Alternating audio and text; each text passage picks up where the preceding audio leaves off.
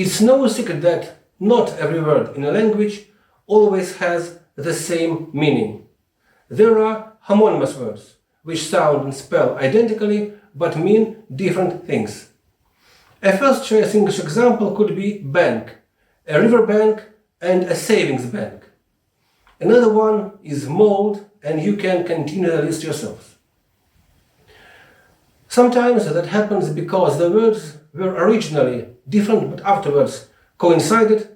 At other times because the word happened to develop various meanings, give the same initial idea multiple twists. Meanings of the same word can change over time, as it was with the English word mouse. 50 years ago, you wouldn't have a mouse on your desk. In the Middle Ages, deer was the word for any animal, and meat was the word for any solid food.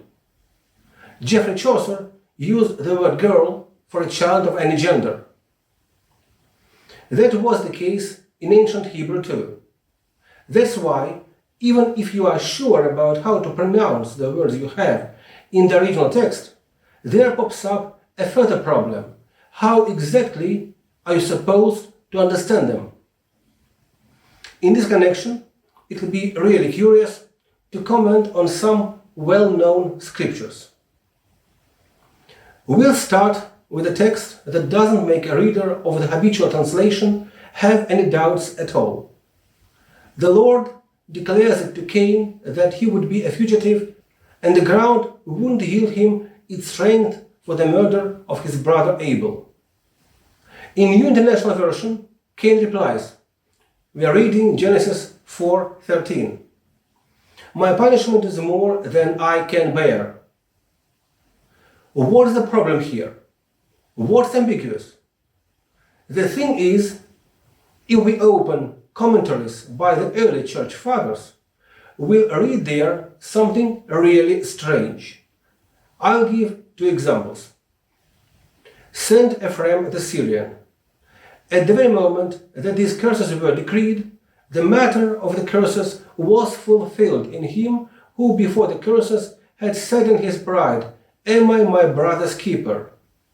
After the curses, when his anger had subsided due to the trembling and wandering that had been laid upon him, Cain said, My offense is greater than I can bear. This was not accepted as repentance, for he said it after it had been sought from him. Now he said it as if under constraint, as if he said it due to his terror and wandering. Stop, Father Ephraim. Are you sure you are commenting on that very text? What confession? Where do you find here anything about confession? Why, Cain complains about the severity of the punishment laid on him. Let's take a work by another ancient saint, St. John Chrysostom. There is an important lesson to be learned here, if we are ready to pay attention, and one very useful for our salvation. Cain said, My guilt is too great for me to be forgiven. Behold the complete confession. In other words, such is the sin committed by me, he is saying, that I cannot be pardoned. Someone may say, Behold, he has confessed, and confessed with great precision, but all to no avail, dearly beloved. The confession comes too late. You see, he should have done this at the right time, when he was in a position to find mercy from the judge. And a bit lower. I mean, there is no sin, no matter how grave, that can exceed his mercy, provided we demonstrate our repentance at the proper time and beg pardon. Cain said, My guilt is too great for me to be forgiven. An adequate confession, but too late. Again about some confession and disbelief in forgiveness. Where did they read that? The problem is solved as follows.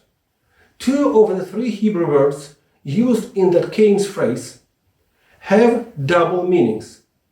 The translators into ancient Greek In the 3rd century BC, their version is known as Septuagint, and into Aramaic, their version is called Peshitta, took other meanings than translators into the modern European languages, including English. That's why the words that the early church fathers, Ephraim and Chrysostom, saw when reading those versions weren't the same as we read now in KJV or NIV. In their view, Cain pleaded guilty, but at that didn't believe that God was capable of forgiving him.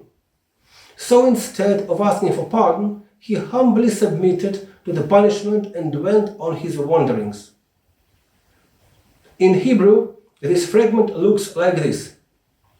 Under the Jewish words, I've added the pronunciation in English letters. It's to be read from right to left. Gadol avoni min neso. Gadol means big. There is no trouble with this word. But the second word is ambiguous.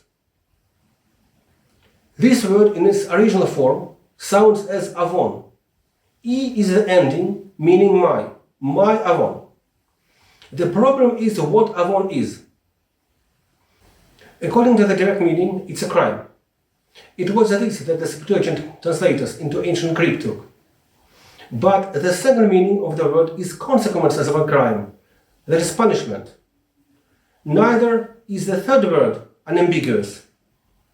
In its initial form, it sounds as nasa and literally means to raise or to carry. The prefix and change of vowels give us then can be raised or then can be born. It's this meaning that the translators into the modern languages took. But for Hebrew speakers, the word raise had another meaning, forgive, that is, to relieve a person of guilt. As a result, according to which of the two words is taken literally and which one figuratively, you get completely different sense. Option 1. My crime is greater than can be forgiven. I don't believe you can forgive me. Option 2. My guilt is greater than can be borne. I can't live with such pangs of conscience.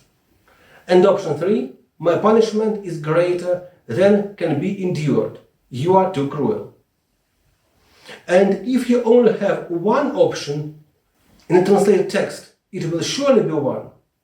You can only get to the other possible meanings if you look into the language of the original. Which option should be considered correct in this situation is up to you to decide. Authoritative commentaries from various time periods are based on both. It depends on which version was read by their authors.